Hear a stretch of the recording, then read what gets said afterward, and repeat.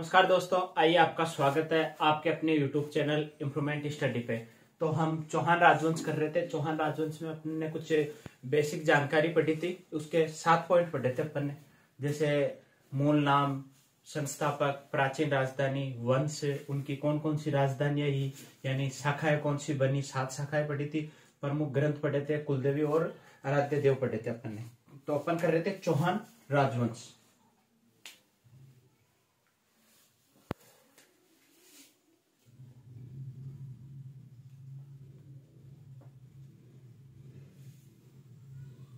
चौहान राजवंश, पहले कुछ बेसिक जानकारी ले लेते हैं अपन इसकी। अपन ने जब चौहान राजवंश पढ़ा था तब अपन ने कहा था कि 4 अग्निकुंड मत पढ़ा था अपन ने। तो अपन ने ये अग्निकुंड मत, इसमें अपन ने 4 राजवंश की उत्पत्ति बताई थी। पीपीसीसी या सीसीपीपी, है ना। प्रतिहार, गुर्जर प्रतिहार, परमार, चालुक्य और चौहान। तो अपन चौहान को पहले ऊपर लिखते हैं। चौहान राजवंश की सबसे बाद में उत्पत्ति हुई थी, परंतु अपन इसको चौहान राजवंश को पढ़ रहे हैं इसलिए ऊपर लिख रहे हैं, है ना। चौहान राजवंश और प्रतिहार लिख रहा हूं। गुर्जर प्रतिहार था प्रतिहार, उसके बाद आता है चौहान, चालुक्य, प्रतिहार और परमार। नीचे आ जाएगा चालुक्य। ये 4 राजवंश, चालुक्य ही है सोलंकी, चालुक्य ही है सोलंकी। ये अपन ने पढ़ा था अग्निकुंड मत, उसके अनुसार पढ़ रहे हैं कि 4 राजवंश की उत्पत्ति हुई थी। आबू में वशिष्ठ मुनि ने जो किया था यज्ञ, उसमें से कितने 4 राजवंश की उत्पत्ति हुई थी। इसमें से ये 3 जो है गुर्जर प्रतिहार, चौहान और परमार, ये तीनों राजस्थान के हैं। ये गुजरात में है, तो इसको मारो गोली, इसको भी छोड़ दो, ठीक है।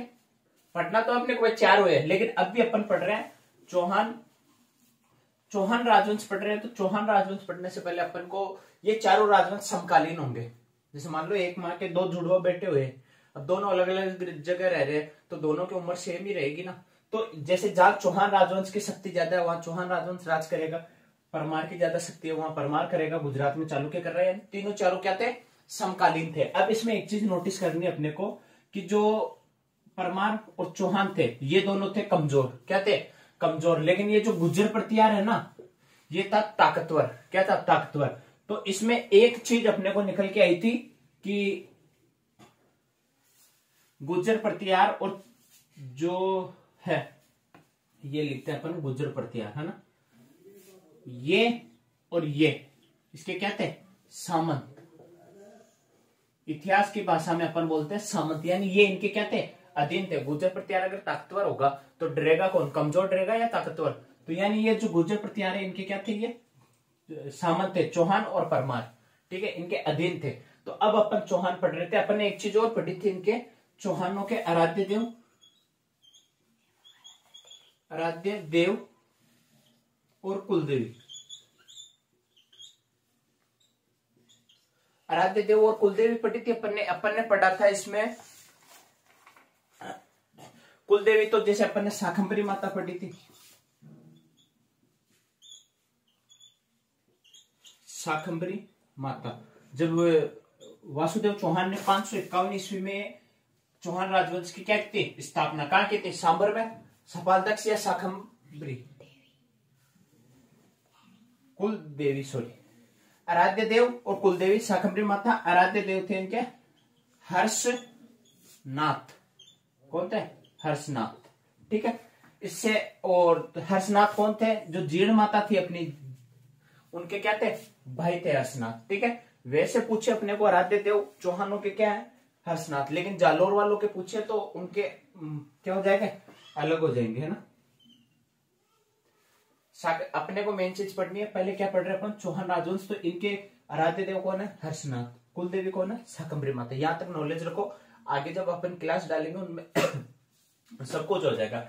एक चीज नोटिस करनी है आपको कि 551 में वासुदेव चौहान ने क्या की थी, स्थापना। वासुदेव चौहान ने चौहान राजवंश की क्या की थी, स्थापना। लगभग अपन पढ़े 1301 का साका, रणथंभौर में साका हुआ था। अमीरदेव चौहान के समय अलाउद्दीन खिलजी ने आक्रमण किया था। यानी अपन मान सकते हैं कि चौहान राजवंश की जो इंपोर्टेंस थी 1301 में थी, है ना। यानी वहां तक इनके अपन पढ़ सकते हैं कि चौहान राजवंश कहां तक था, 1301। इनके बाद में भी थे लेकिन इतना महत्व नहीं था। यानी अपन मान सकते हैं कि 551 से लेकर 1301 यानी लगभग 750 से 800 साल हो रहे हैं।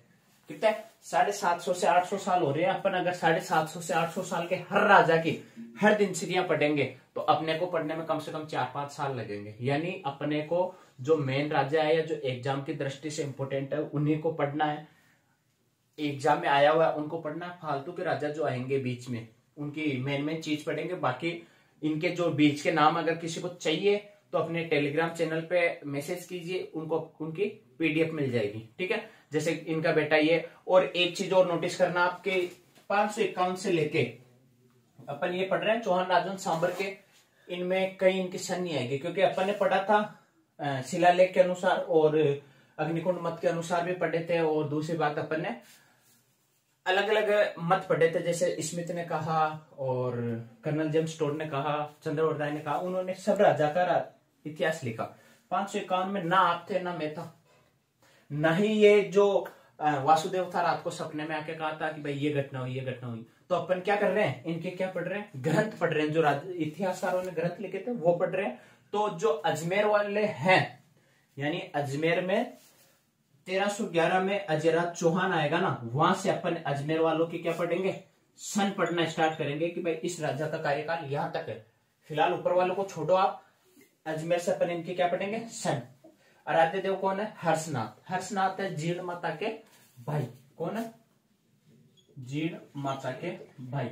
हर्षनाथ का मंदिर कहाँ है, रेवासा सिक्कर में। कहाँ है, रेवासा सिक्कर। जब आर्ट एंड कल्चर पढ़ेंगे तब अपन लोक देवी देवता पढ़ेंगे, तब इनको और इंपोर्टेंस देके बढ़िया तरीके से पढ़ेंगे। एक छोटी सी बात के हर्ष और जीर्ण माता थे जिनके माता पिता बचपन में गुजर गए थे। तो हर्ष को कहा इनके पिता ने के बेटा आपकी बहन यानी जीर्ण माता जो थी, अब अपन इनको शॉर्ट में करेंगे ना, हर्ष को कहा कि जीर्ण का ख्याल ऐसे रखना है कि उसे कभी अपने माता पिता की कमी महसूस ना हो। तो हर्ष ने भी वचन दे दिया पिता को। कुछ दिनों तक खेलते खेलते बड़े हुए। अब शॉर्ट में चल रहे अपन आर्ट एंड कल्चर में चलेंगे। बड़े हुए तो हर्षनाथ का क्या हुआ, विवाह हुआ। तो इन दोनों में क्या, भाभी जो इनकी वाइफ आएगी, उनकी वाइफ और जीर्ण माता की क्या करती थी, अच्छी बनती थी। और राजस्थानी और मारवाड़ की एक क्या कहते हैं अपन खूबी है कि पड़ोसी अगर खुश है तो उसका पड़ोसी ऑटोमेटिक जलेगा कि इनके बीच कड़ा करावा है नहीं, मारवाड़ी में के। तो भाभी और जीर्ण माता की अच्छी बनती थी, ये बात खटक रही थी गांव वालियों औरतों के बीच। तो कुएं पे पानी लेने जा रही थी जीर्ण माता और ये वाइफ। एक दिन कोई कारणवश जीर्ण माता गए नहीं थे पानी लेने, भाभी जी गए थे अपने कहाँ, कुएं पे। तो वहां गांव की औरत बर्तन वर्तन खाली करके इनके साथ रवाना हो गई। चलते चलते भाभी जी को बोले कि यार भाभी जी आपका लहंगा बढ़िया, शॉर्ट में चल रहे अपन है ना, किसने दिलाया, चूड़ी किसने दिलाई, तो सब उन्होंने कहा भाई अपने हस्बैंड ने दिलाई, पति ने दिलाई। तो ठीक है। तो लास्ट में जाते जाते वो पड़ोसन ने कहा भाभी जी को क्या एक बात बताओ, आपका पति चाहे आपकी कितनी भी केयर करो लेकिन वो आपसे ज्यादा जीवन को चाहता है क्या। तो वाइफ ने कहा ये थोड़ी होता है। चलो आई घर पे, कुछ दिनों तक उसने नोटिस किया। अब हर्ष जी कुछ भी काम करते हैं कि जीर्ण में खेत पे जा रहा हूँ, वाइफ को नहीं बताते, डायरेक्ट जीर्ण को बताते कि जीर्ण में ये कर रहा हूँ, जीर्ण ये ले ले क्या, जीर्ण ये ड्रेस बढ़िया है क्या, मतलब हर चीज जीर्ण माता से पूछता। खटक रही थी भाभी जी के कि यार ये क्या। तो दोनों गए थे पानी लेने। हमेशा का रूल था कि जब हर्षनाथ मटकी उतारता था ना, पहले जीर्ण माता की उतारता था फिर अपनी वाइफ की उतारता था। तो पानी लेने गए तो भाभी जी ने कहा कि आपका भाई आपसे ज्यादा मेरे से प्यार करता है। तो जीर्ण माता ने कहा कल आई थी तू, तो अब भी आई है, मैं तो बचपन से मेरे भाई के साथ हूँ, वो हमें ज्यादा प्यार करता है। तो इन्होंने कहा शर्त लगाते, आप कहते शर्त लगावा के। तो इन्होंने शर्त लगाई और कहा कि जिसका घड़ा आज पहले भाई उतारेगा आपका तो आपको ज्यादा चाहता है, और मेरा पति अगर मेरा उतारेगा तो मेरे को ज्यादा चाहता है। दोनों गए घर पे, जैसे अपन क्या है अपनी मारवाड़ी भाषा में पोल बोल रहा था, मतलब बरामदा, यहाँ गेट, यहाँ खाट डाल के बैठे थे हर्षनाथ जी। अब जैसे घर के पास आए दोनों, तो भाभी जी थे क्या बीएससी की हुई थी साइंस में, और कहते हैं कि बीएससी वाले प्रैक्टिकल करके, बायोलॉजी वाले ज्यादा प्रैक्टिकल करते हैं। आर्ट्स वाले तो कहते हैं इधर से बाबर आया उधर गया ये, लेकिन बायोलॉजी वाले थोड़ा प्रैक्टिकल में ज्यादा मानते हैं। तो जो भाभी जी थी वो पाउंटे उठाए खटाक खट, यानी लंबे पाउंटे उठा के घर में घुस गई। ठीक है, अब पति को बोली कि मेरा सर से घड़ा उतारो। 2 घड़े थे, तो भाई ने कहा कि जीन कहाँ रह गई, कि जीन आ रही है, आपको जीन की पड़ी है, मेरा तो सिर फटा जा रहा है, आप उतारो।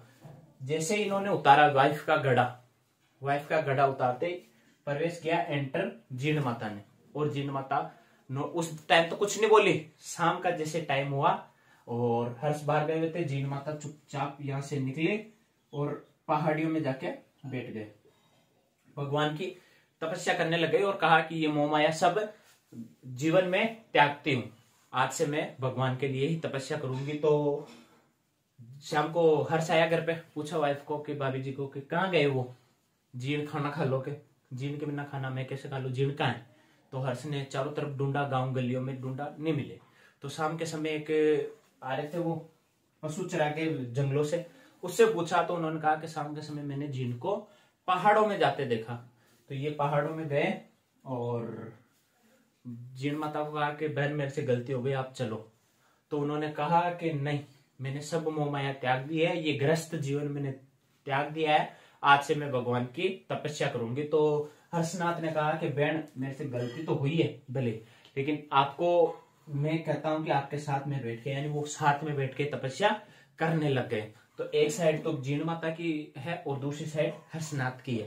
तो जीण माता ने प्रसन्न होकर कहा कि भाई तो इतना चाहता है, आज से लोग तेरे को भैरव के रूप में पूछेंगे। अपन कहते हैं हर्ष भैरवनाथ जो पूछते हैं उसके रूप में आपको पूजेंगे। शादी ब्याह में भी रात के 11-12 बजते ही भैरू जी नाना गुंगुरा वाला गाना चलाते हैं, वो इसी वजह से चलाते हैं कि हर्ष को क्या मिली थी, उपाधि मिली थी भैरव की, कि आपका भैरव के रूप में क्या होगी, पूजा। कुछ दिनों बाद भाभी जी भी आया, ये आर्ट एंड कल्चर में बताएंगे पहाड़ियां कौन सी थी कौन सी। ये रेवासा एंड सिक्कर में जाके हर्षनाथ का मंदिर बनाएंगे। कौन बनाएंगे, गोवक प्रथम बनाएंगे, उनको कंप्लीट सिंहराज करवाएंगे। भाभी जी भी आके पास के पहाड़ियों में रहने लगे। अब अपन चलते हैं, अपने यहां तक हो गया आराध्य देव हर्षनाथ और कुल देवी शाकंभरी माता। चले आगे, ये चीज ध्यान रखना आपको भाई, है ना।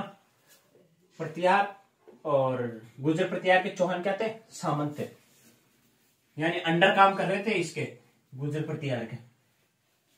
तो अपन एक चीज पढ़ते हैं, वत्सराज पढ़ ले, दुर्लभ राज पढ़ते हैं अपन पहले। अपन हेडिंग डालते हैं चौहान राजवंश की, दुर्लभ राज चौहान। वासुदेव को तो अपन ने पढ़ लिया था इंट्रोडक्शन में कि भाई वासुदेव ने 551 ईस्वी में स्थापना की थी, वो वगैरह पढ़ ले। बीच में बहुत से राजा आए थे, छोड़ो उनको। दुर्लभ राज प्रथम थे वत्सराज के सामंत, ये अपन पढ़ते हैं, पहले समझ लेते हैं अपन, है ना। दुर्लभ राज चौहान थे, वत्सराज था गुर्जर प्रतिहार का, इसके क्या थे, सामंत थे। ठीक है, वत्सराज भी बढ़िया थे, ताकतवर थे, क्योंकि गुर्जर प्रतिहार में ताकतवर थे तो इनके अधीन थे ये। अब इन्होंने क्या किया, इनके साथ रहते थे। इनके शासनकाल में, इनके शासनकाल दुर्लभराज और वत्सराज का शासनकाल में त्रिपक्षीय युद्ध हो रहा था। उस समय बंगाल का एक राजा आता है,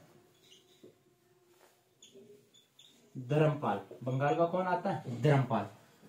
दुर्लभ राज पे आक्रमण करने आता है। किस पे, दुर्लभ राज पे आक्रमण वत्सराज पे आक्रमण करने आता है। तो वत्सराज ने व्हाट्सएप किया किसको, दुर्लभ राज को, कि भाई वो आ रहा लड़ने, तो आप चलोगे क्या। इन्होंने कहा कि चलेंगे हम भी, क्योंकि वत्सराज ने कहा कि वो आ रहा है, क्या पता कैसे हमारे यहाँ जीते। अपने सैनिकों को तो बुलाए, वत्सराज को बुलाया और मन में कहा कि वो कहावत है ना, हम तो डूबेंगे सनम, साथ में आपको भी लेके डूबेंगे। परंतु जो दुर्लभ राज था, इन्होंने इनका अपोजिट कर दिया। ये दोनों गए, बंगाल के जो धर्मपाल थे उनको पराजित किया। क्या किया, पराजित किया। और धर्मपाल उब्बी काकड़ चप्पल लेके हाथ में और सीधा रवन्ना। उब्बी काकड़ का मतलब, जब अपने मारवाड़ी में कहते हैं कुत्ता पीछे पड़ता है ना, तो उसे बोल्ट को भी पीछे छोड़ देते। तो ये धर्मपाल के जूते पड़े, तो धर्मपाल सीधा बंगाल।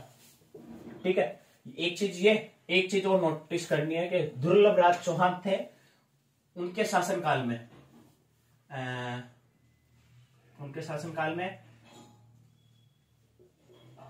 सांबर तथा अजमेर के आसपास मुस्लिम या विदेशियों का क्या हुआ, आक्रमण पहली बार हुआ था। जो इतिहास में पहली बार होता है ना, पहली या आखिरी बार होता है ना, उसे अपन नोटिस करते हैं या वो क्वेश्चन पूछने लायक होता है। पहली बार क्या हुआ, आक्रमण किनका, विदेशियों का या मुसलमानों का आक्रमण हुआ। मुस्लिम आक्रमण निकला, मुस्लिम आक्रमण हुआ था किसके शासनकाल में, दुर्लभ राज के शासनकाल में। ये समझ गए अपन ने। अब इसको ढंग से लिखते हैं, पहले समझना है फिर लिखना है। अब इतना सारा मैंने जो समझाया उसको पहले समझना है, नोट को बाद में उठाना। अब अपन लिखते हैं दुर्लभ राज चौहान को वापिस।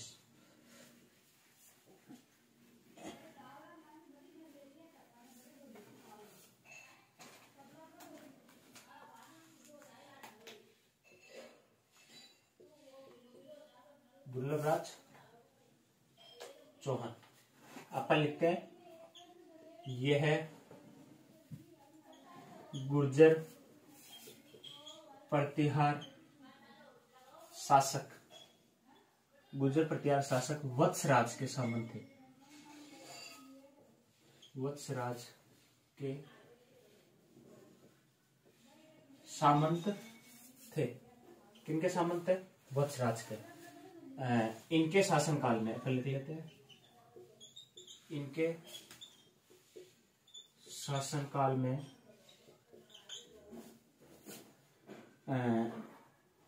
त्रिपक्षीय युद्ध हुआ।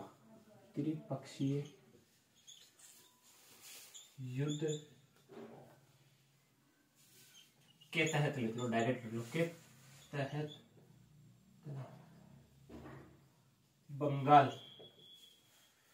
बंगाल के धर्मपाल ने वत्सराज पर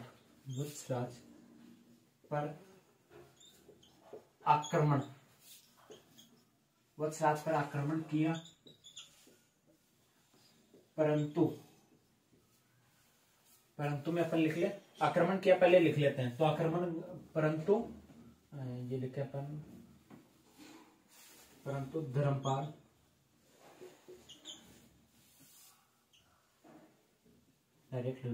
की हार हुई। क्या हुई, धर्मपाल की हार हुई। अब अपन देखें, ये जो बंगाल का धर्मपाल था, धर्मपाल वर्सेज वत्सराज के साथ कौन था, दुर्लभ राज।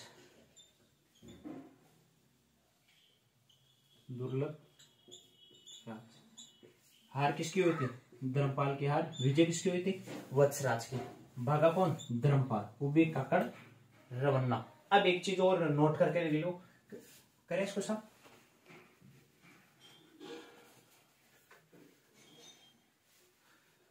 ये लिख लो छोटी सी नोट करके,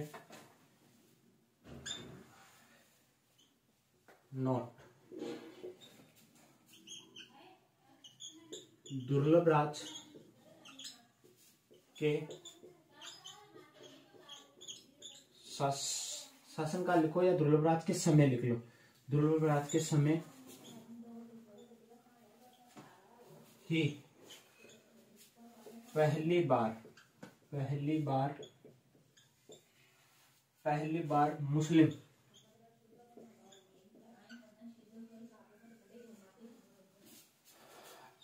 आक्रमण हुआ। अब हुआ कहां था ये, तो अपन लिख ले अजमेर व सांबर के आसपास। ठीक है, कहाँ हुआ था, अजमेर व सांबर के आसपास हुआ था।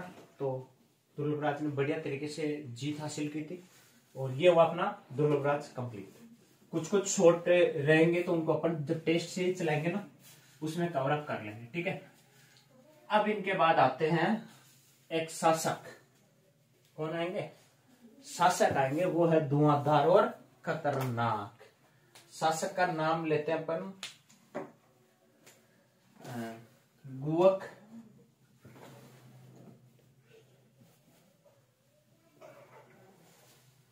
सर इनके डालो।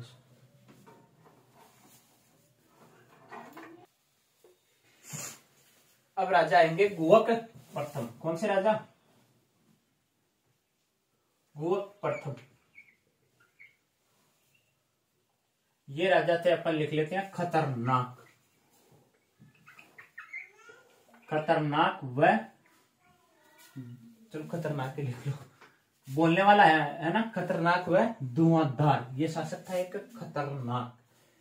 अब गुवक प्रथम था जो किसका था? ये भी तो किसी के सामंती होंगे। अभी किसके सामंत होंगे? तो ये होंगे नागभट्ट के। गुर्जर प्रतिहार में नागभट्ट है, नागभट्ट के। अब नागभट्ट पहले वाला नहीं, दूसरे नंबर वाला नागभट्ट जीतने के क्या थे? सामंत थे। कौन थे? ये जो गोप प्रथम पढ़ रहे, ये इनके समय भी धर्मपाल हंसलिया थोड़ी बैठने वाला, धर्मपाल बंगाल वाला, ये वापस आया यहाँ हराने का। नागभट्ट तो अलग जगह दीजिए, अपन गोप प्रथम को साइड आते हैं। गोप प्रथम ने आज्ञा ली इनकी कि भाई साहब वो आ रहा है युद्ध करने, तो सल्टाऊं क्या उसे? तो इन्होंने कहा डट, मैं भी आऊं। ये दोनों आ गए कहा? मुंगेर का युद्ध होता है, मुंगेर का युद्ध। अब आप पूछोगे मुंगेर का है, तो ये मुंगेर है बिहार में। बिहार किस किस के बीच? अठबी धर्मपाल वर्सेज नागभट्ट। सेकंड, इनका साथ कौन दे रहा था? गुवक। गुवक प्रथम थे, इनका साथ दे रहे थे। ठीक है, यहां तक कंप्लीट। अब जब गुवक प्रथम ने, नागभट्ट तो था कहीं साइड में, गुवक प्रथम ने इसको दे दनादन धर्मपाल को जूते ठोके अनगिनत। धर्मपाल फिर भाग बेटा भाग, उबे काकड़ बाबा। तो यहाँ पे नागभट्ट ने इसको देखा कि यार गुवक प्रथम डायरेक्ट धर्मपाल के पास चला गया ये तो यहां पे राजी होता है कौन? नागभट्ट। इसको कहता है वीर। यानी अपन कह सकते हैं गुवक प्रथम को वीर की उपाधि किसने दी थी? नागभट्ट सेकंड ने। चलो कुछ दिनों ये अपने राज्य में रहते हैं वीर की उपाधि से। ठीक है, गुवक प्रथम। अब गुवक प्रथम इतना ताकतवर था, अपन ने लिखा ही इसके साथ खतरनाक। नागभट्ट को डर था कि ये कई स्वतंत्र सत्ता स्थापित न कर दे, ये अपने राज को छोड़ के चले ना जाए। तो बीच बीच में इनको कहते थे वीर, वीर उपाधि से ग्रहण करते थे। तो वीर इतना खुश नहीं हुआ करता था। तो नागभट्ट ने कहा कि यार वो छोड़ चलो नहीं जावे। तो इनको कहा गुवक प्रथम को, गुवक प्रथम इधर बुलाया। गुवक प्रथम को कहा नागभट्ट देती है ना कि मेरी एक पुत्री, मेरी एक अति सुंदरी पुत्री है। अति सुंदरी लिखो, अति सुंदर पुत्री है। कौन? जाबाली। नाक की बाली या जाबाली, याद करने के लिए नाक की बाली। कौन सी बाली? जाबाली। ठीक है, किसको कहा? वीर को। ये तो वीर किसको उपाधि दी थी? गुवक प्रथम को, कि तेरी शादी करा दूं जाबाली के साथ। तो ये कौन होगा? दामाद। तो इसने कहा दो दो। किसके? नागभट्ट को कहा दो दो। नागभट्ट ने कहा पहले बता, शादी कराने के बाद भी तो छोड़ के चला गया तो गुवक ने कहा मां की सोगत नहीं जाऊंगा। तो क्या हुआ? गुवक प्रथम ने शादी कर ली जाबाली से। किसे की थी? जाबाली से। चलो यहां तक हुआ। अब जो गुवक प्रथम है, गुवक प्रथम क्या करेगा? रेवासा सिक्कर, रेवासा सिक्कर, रेवासा सिक्कर में क्या करेगा? हर्षनाथ मंदिर का निर्माण शुरू करवाएगा। ठीक है, तो अपने क्वेश्चन आ गया कि मान लो हर्षनाथ मंदिर का निर्माण किसने करवाया? ये ठीक है, तो किसने करवाया था? रेवासा सिक्कर में हर्षनाथ का किसने करवाया था? गुवक प्रथम ने। गलत हो जाएगा। शुरुआत करवाया था किसने? गुवक प्रथम ने, लेकिन कंप्लीट कराएगा एक इन्हीं के बाद राजा आएगा सिंहराज। राजों का राज सिंहराज, उसके शासनकाल में ये कंप्लीट होगा। तो ये थे अपने कौन, हर्षनाथ और गुहक प्रथम। नागभट्ट के साथ गुहक प्रथम ने क्या किया, हर्षनाथ। अब अपन इसको तरीके से लिख लेते हैं, ठीक है। पढ़ेंगे दिन के चाहे 2 ही राजा, लेकिन पढ़ेंगे उनको ढंग से, कॉपी खोल के देखने की जरूरत नहीं रहेगी आपको, है ना। गुहक प्रथम क्या था, खतरनाक शासक। गुहक प्रथम गुर्जर, अब ये जो एरो लगाया ना, समझा ना, गुहक प्रथम के बाद की बात है। गुहक प्रथम गुर्जर प्रतिहार शासक, नागभट्ट, कौन सा भट्ट, नागभट्ट के सामंत थे। क्या थे, सामंत थे। इनके समय बंगाल, वही धर्मपाल, इनके समय बंगाल के शासक धर्मपाल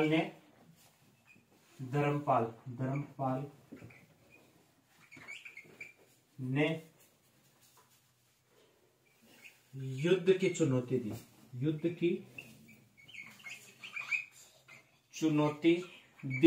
ठीक है। क्या दी, युद्ध की चुनौती। अब अपन यहाँ एक स्टार करके लिख लो, मुंगेर का युद्ध कहाँ, बिहार। कौन सी जगह हुआ भाई, बिहार। किस किस के बीच हुआ, तो इधर तो आ जाएगा गुहक प्रथम, साथ कौन था, नागभट्ट, साथ था नागभट्ट, राजा कौन था, नागभट्ट, परंतु इसके साथ ही था मैंने लीडर कौन था, गुहक वर्सेज बंगाल का धर्मपाल। कौन सा पाल, धर्मपाल। हार किसकी, धर्मपाल की, जीत किसकी, इनकी, ठीक है।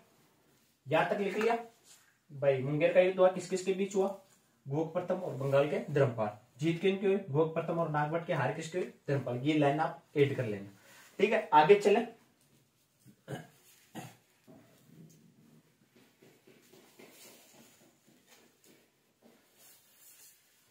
आगे लिखो, मुंगेर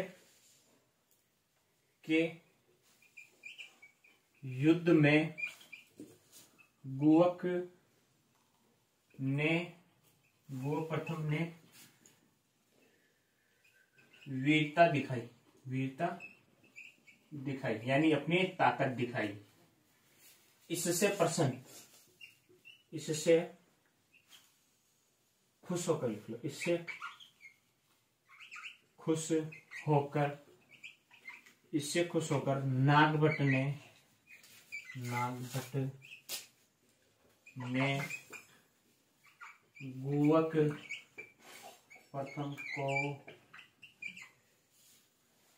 गुहक प्रथम को किसकी उपाधि दी थी भाई, वीर की उपाधि दी। क्या दी, वीर की उपाधि दी। तथा अब वो बात की बात है, शोगन खाई क्या किया, तथा अपनी पुत्री जाबाली, कौन सी बाली भाई, नाक की बाली या जाबाली का विवाह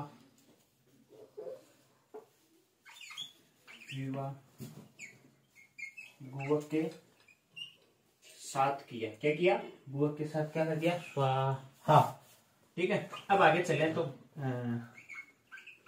गुहक प्रथम ने क्या किया, गुहक प्रथम ने देवासा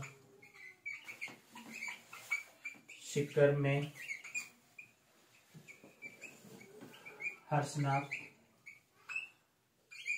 के मंदिर का निर्माण प्रारंभ करवाया। क्या करवाया, निर्माण प्रारंभ करवाया।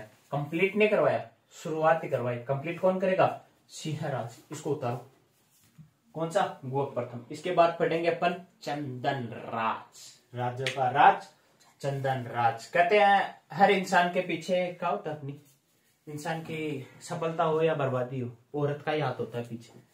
तो यहाँ जो चंदन राज आएगा उसके पीछे भी कुछ ऐसा ही होगा। चलो इसको उतारो। हो गए, चले। गुहक प्रथम को हो गया। इसके बीच में भी राजा आएंगे, बट उनको अपन कभी और टाइम में देखेंगे। अभी इंपोर्टेंस एग्जाम की दृष्टि से जो जो राजा है उनको अपन करते हैं ना। अभी हमने कहा था एक राजा आएगा चंदन राज। कौन सा राज? राजों का राज चंदन राज। चंदन राज। चंदन राज ने आक्रमण किया किस पे? किस पे किया भाई आक्रमण? रुद्रपाल पर। किस पे आक्रमण किया? रुद्रपाल पे आक्रमण किया। तो यहां पे हार होती है किसकी? रुद्रपाल। हार हो गई। हार हुई तो रुद्रपाल ने चंदन राज को कहा, वही बात, वही डायलॉग, मेरी एक अति सुंदर पुत्री, विवाह, क्या नाम था उसका? रुद्राणी या आत्मप्रभा। इसी की वजह से, जो रुद्राणी या आत्मप्रभा है, उसी की वजह से इसका नाम फेमस है। किसका? चंदन राज का। चंदन राज ने रुद्रपाल से युद्ध जीता। युद्ध जीतने के बाद शादी किससे की? आत्मप्रभा या रुद्राणी। ये जो रुद्राणी थी, ये थी योग साधना में निपुण, यानी योग साधना में निपुण। ठीक है, यानी योग साधना करती थी। ये अपने अभी जो अपन बाबा है पतंजलि वाले, उनकी जैसे थी। ठीक है, योग साधना में निपुण थी। ये है पुष्कर झील। कहां पे? पुष्कर झील के किनारे शिव की प्रतिमा के आगे प्रतिदिन 1000 दीपक प्रज्वलित करती थी या जलाती थी। क्या करती थी? प्रतिदिन 1000 दीपक जलाते थे। कहां? पुष्कर झील के किनारे शिव की प्रतिमा के पास। क्यों? सर्प दर्शन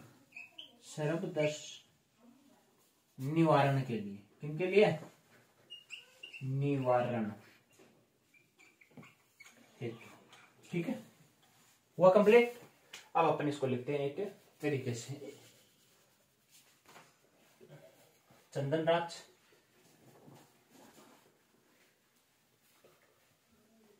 चंदन राज ने आक्रमण किया किस पे? इन्होंने आक्रमण किया, या इन्होंने रुद्रपाल पर आक्रमण किया। इन्होंने रुद्रपाल पर आक्रमण किया। तो आक्रमण किस पे? रुद्रपाल। चंदन राज वर्सेज रुद्रपाल। पराजित कौन? रुद्रपाल। जीत कौन? चंदन राज। चंदन राज जीत गया भाई। अब जब चंदन राज जीत गया तो चंदन राज ने अपनी बेटी, यह लिख लिया अपन,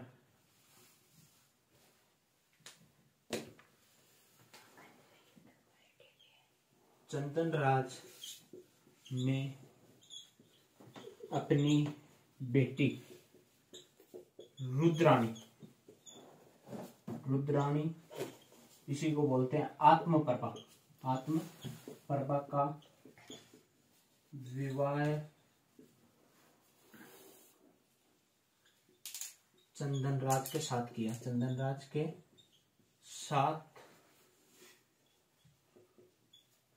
किया। ठीक है, जो ये है कौन? रुद्राणी या आत्मप्रभा। रुद्राणी पुष्कर झील के किनारे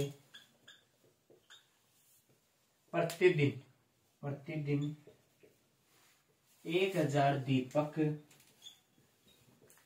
जलाती थी। क्या जलाती थी? 1000 दीपक जलाती थी। ठीक है, क्यों जलाती थी? यहां लिख लेते हैं, सर्प दर्शन के कारण। किसके लिए? सर्पदंश के निवारण हेतु क्या ये मार्कर के क्या हो रहा है। चलो ये ले लेते अपन, है ना। निवारण हेतु, ठीक है। अब इनकी एक ट्रिक है, लिखा था योग रानी चंदनराज की, यानी जो योग साधना में क्वेश्चन आया हुआ है, योग साधना में निपुण रानी चौहान राजवंश में कौन सी थी, या किसकी वाइफ थी, चंदनराज की थी, कौन सी थी, रुद्राणी या आत्मप्रभा। योग साधना योग रानी चंदनराज की, सर्पदंश के कारण। और पुष्कर झील के किनारे क्या करती थी, प्रतिदिन 1000 दीपक जलाती थी। नेक्स्ट आगे जो राज्य है उसको अपन पढ़ेंगे अगली क्लास में। थैंक यू दोस्तों, धन्यवाद।